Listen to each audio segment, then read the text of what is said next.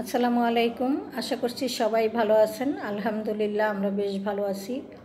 তো নিয়ে আসলাম এমন একটি ভিডিও, শুরু থেকে শেষ পর্যন্ত দেখলে বুঝতে পারবেন ভিডিওটা কী অবস্থায় আছে। তো দেখতে থাকেন, ভালো লাগলে লাইক কমেন্ট শেয়ার করেন আর সেই সাথে সাবস্ক্রাইব করে আমার পাশে থাকবেন আশা করছি। কমেন্টস করে জানাবেন ভিডিওটা কেমন, তাহলেই বুঝতে পারবো যে ভালো মন্দ কীভাবে ভিডিও করতে হবে। তা এখনও পর্যন্ত সুন্দর করে চেষ্টা করে যাচ্ছি, দেখা যাক কি হয়।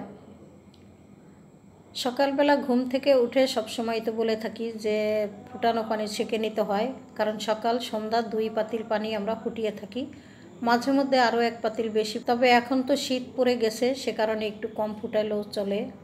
তো এখানে সাহেবকে দিয়ে আমি এই কাজটা করিয়ে নিলাম আর আমি একটু ভিডিও করলাম। যেহেতু ক্যামেরা ধরার আমি একা, তো মাঝে মধ্যে চালাকি করে ওনাকে দিয়ে একটু করিয়ে নেই।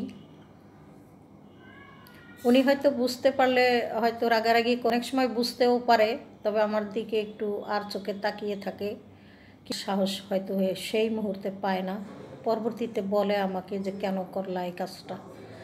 যাই হোক, সকালবেলা উঠে আশিপাশি সমস্ত কাজ সেরে নিয়েছি আর দেখিয়ে দিলাম যে অনেক গেছিলাম আলনার উপরে উঠিয়ে রেখেছিলাম দুপুরবেলা, তো সেগুলো নামিয়ে আমি কিন্তু ভাঁজ করলাম। তো ভাঁজ ক্যামেরাতে করার একটা কারণ আছে, যদি স্ট্যান্ড থাকতো তাহলে ভাঁজ করাটাও দেখাতাম যে আমি কিভাবে কাপড় চোপড় ভাঁজ করে রাখি। সে কারণে আর ওই পর্যন্ত যেতে পারলাম না। এখন চলে আসলাম দুপুরবেলা, হালকা পাতলা কি আপনাদের সাথে একটু শেয়ার করব। তবে রান্নাবান্না আজকে করতে পারিনি, কারণ আছে, অনেক ঝামেলার কাজ করেছি আজকে, সেই কারণে রান্নাবান্নাটা অফ ক্যামেরাতেই করে নিয়েছি। গতকালকের মূলা দিয়ে মাছ রান্না করেছিলাম, ঝোল রয়ে গেছে। এখানে কাঁচা টমেটো ভাজি করে নিয়েছি আর পাতলা ডাল আর হচ্ছে ভাজা। সকালবেলা নাস্তা করেছিলাম রুটি এবং আলু ভাজিটা রয়ে গেছে, নিয়ে এসেছি এখানে। আরও কিছু টুকটাক কালকের আছে, সেগুলো আমরা নেব, তবে এখানে আনা হয়নি, অফ ক্যামেরাতে এনে খেয়ে নেব। আশিপাশি সমস্ত সব কাজ করে ফেলেছি। এটা হলো সন্ধ্যার পরে।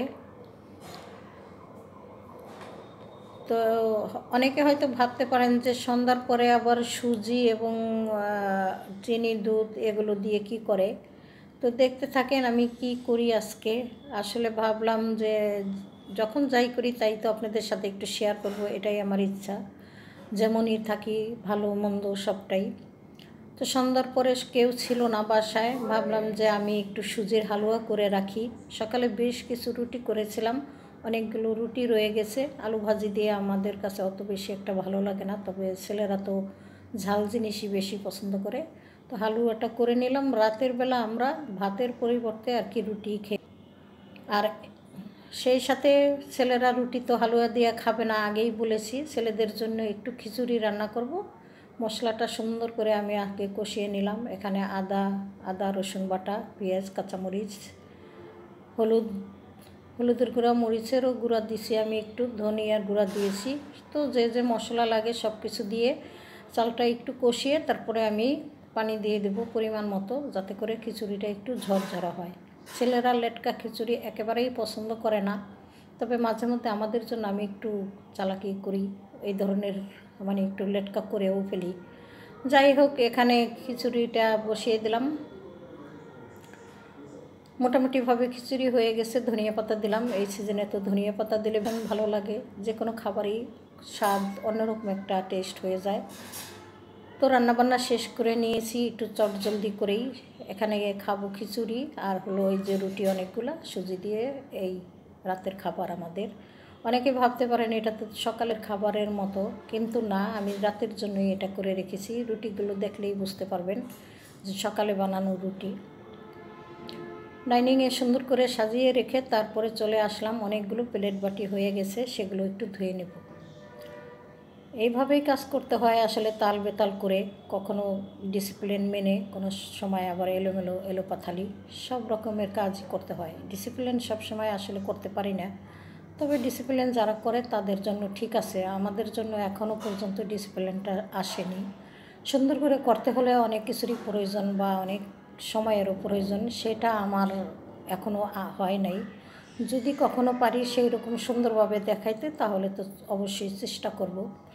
তো দেখতে দেখতে প্লেট বাটিগুলো আমি কিন্তু সাবান দিয়ে একটু মেজে ঘষে নিলাম, তারপরে এখন পানি দিয়ে খলিয়ে নিব। তো সিঙ্কটা একটু সাবান ছিটে গিয়েছিল, ধুয়ে পরিষ্কার করে নিলাম। তবে আর কি এখানে উপর করে রেখে দেব, পানি ঝরে এলে তারপরে আমি যেখানে রাখি সেখানে রেখে দেব। অযথাটা ঝামেলা বানালাম না, কোনো ঝাঁঝরির ভিতরে রাখলে আমি রাখতে পারতাম, কিন্তু আমি রাখলাম। যাই হোক, আমার প্লেট বাটি ধোয়া শেষ। এখন চলে যাব আরও একটা কিছু আপনাদের সাথে শেয়ার। হয়তো আপনারা অনেক সময় ভাববেন যে এটা অবস্থা। তো সেবেলা তো অনেকগুলো কাপড় গুছিয়েছিলাম, এখন দেখ কী অবস্থায় আছে আমার বাড়ি ঘর। সকাল দুপুর 3 বেলা গোছানোর পরেও আমি আসলে একেবারেই নাজেহাল অবস্থায় থাকি। কারণ হচ্ছে ছেলে হলো উল্টাপাল্টা করে, এখানে মনে হয় 1 মিনিট পরে পরে মানে টায়াল দিয়ে খুলে রেখেছে, না হলেও 8টা 10টা কম না।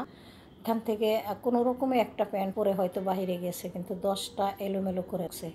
আর ওই যাওয়ার পরে এখন আমি ভাঁজ করে নেব। আর বড় ছেলের রুমটা হলো এই অবস্থাতে আছে।